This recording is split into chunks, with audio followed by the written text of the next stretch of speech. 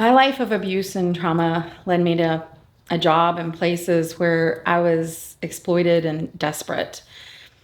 When I got saved, I prayed that God would make beauty out of my own sin and ashes. In 2020, I was introduced to a group in Jacksonville called Hadassah's Hope. I started just cooking part of a meal and then took on more roles, and now I actually work for them as their event and program coordinator.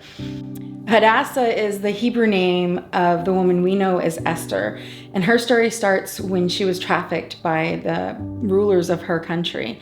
But God saw the whole picture, and He led her to a place where her tears watered a planting of joy, and her situation helped save her people. In 2015, a group of women entered a strip club with a meal and the hope of the gospel.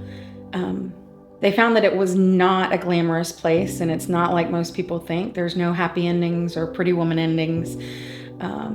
Often the women make much less than minimum wage. They have to pay fees to dance. They're trafficked and forced to give up their earnings to their traffickers. 100% of women in the strip clubs have been propositioned. 80% of the women have been assaulted, and 90% of the women in the strip club were sexually abused as children. Sometimes these women are trafficked by their families, their boyfriends, husbands, friends, or people that brought them to this country just to exploit them. Hadassah's Hope goes into the clubs 2 to 4 times a month, depending on the club. They go in and bring food and gifts. We just sit with them for a little bit, talk to them. We don't preach, we don't judge, we just serve them a meal, and we sit and we listen to them talk about their families, their dreams, their lives, kids, fears, things they need to just talk about that have happened in their lives.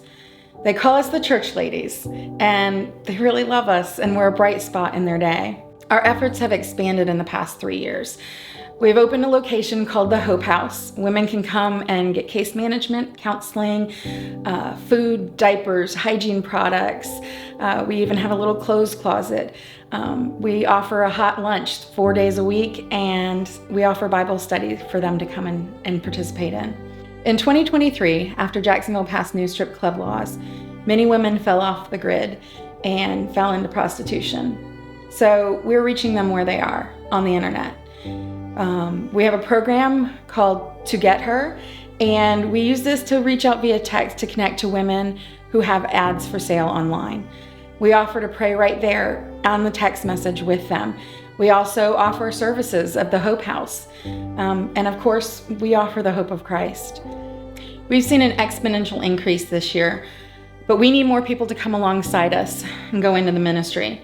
We need women to go in the clubs. We need men for security outside. We need people to cook the meals that we bring in. We need people to pray and write letters and notes of encouragement.